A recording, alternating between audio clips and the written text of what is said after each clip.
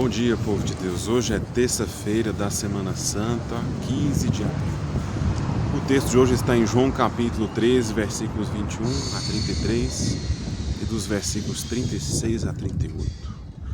Em verdade vos digo, um de vós me há de trair.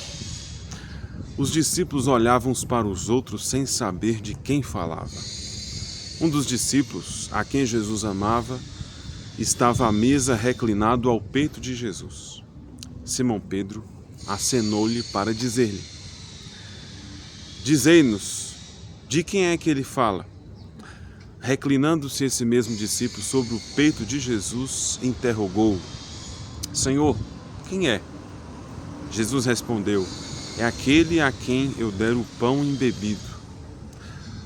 Agora é glorificado o Filho do Homem, e Deus é glorificado nele.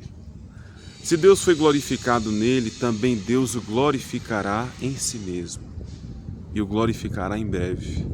Filhinhos meus, por um pouco apenas ainda estou convosco. Vós me haveis de procurar, mas como disse aos judeus, também vos digo agora a vós: para onde eu vou, vós não podeis ir. O texto de hoje nos mostra aqui em João a traição de Judas e a negação de Pedro. E esses últimos passos de Jesus, a sua despedida, próximo da sua despedida. Essa reflexão sobre o tema do alto, algo que é próprio do evangelista João. É interessante que aqui esse tema da traição hoje e amanhã, na liturgia de amanhã em Mateus, mas hoje aqui em João, essa dificuldade dos discípulos de praticar a fidelidade, de viver a fidelidade até as últimas consequências. Primeiramente Judas, que já deixa o seu coração corromper-se pelo desejo do lucro, pelo medo, pela deslealdade.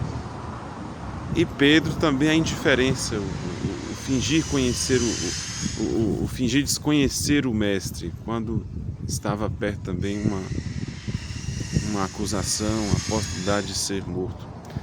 Isso nos lembra aqui como que os discípulos também vão abandonar o Senhor e como que nós também no cotidiano, em alguns momentos, nós traímos o mestre, traímos Jesus, traímos o amor do Pai.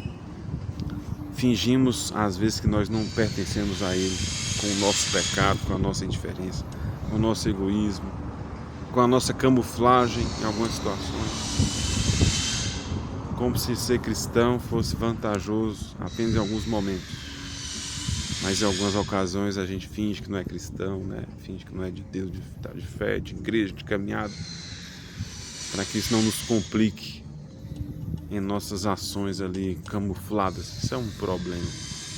A vida dupla, Essa é uma questão muito complicada. E aqui Pedro e Judas nos lembram um seguimento por conveniência. Seguiam o mestre até o momento que isso era bom. Quando há a possibilidade de uma condenação, de uma ameaça, ou a possibilidade do lucro, aí eles resolvem abandonar o Senhor, todo o ideal. Agora vamos imaginar aqui como deve ter sido frustrante para Jesus. Esses rapazes fizeram a experiência de adentrar no coração do mestre, na convivência com ele, conheceram Jesus a fundo, sentimentos, palavras, contemplaram seus gestos, o abandonaram e o traíram e o negaram. Mas aqui a gente não deve olhar para essas figuras assim e admirar apenas esse gesto de deslealdade, mas perceber que eles são figuras simbólicas. Eles representam também o cristão, o discípulo, aquele que abandona, que trai, o que vive o segmento meramente de conveniência em ocasiões favoráveis e oportunas. E nos mostra também como que a infidelidade ela pode adentrar no coração humano de maneira muito fácil. Como que o coração humano pode ser corrompido pela mentalidade egoísta, utilitarista, Aquilo que é vantagem para a gente, aquilo que não é vantagem. Como que isso pesa na balança? nas tomadas de decisão, por Deus, pelo seu reino, pela sua mensagem. Então Pedro e Judas representam um pouco de nós também, né? E a dificuldade nossa é de viver a fidelidade até o alto da cruz, né? Da experiência do abandono da cruz. Na cruz vai ficar pouca gente. Isso nos mostra também que, por vezes, a nossa fé ela é insuficiente, porque em alguns momentos a gente abandona o Senhor. Nós abandonamos seu ideal, sua palavra, sua mensagem, seu projeto de vida e salvação. E recorremos a Ele em momentos que nos são vantajosos. Pedro e Judas representam um pouco de nós também. Então que o Senhor nos ajude a lutar pela fidelidade até o fim, até as últimas consequências, e rejeitar um cristianismo de conveniência. Se você gostou, escreva aí nos comentários, deixa aí sua curtida, seu joinha, compartilhe com quem você gosta e viva essa Semana Santa cheia do amor de Deus.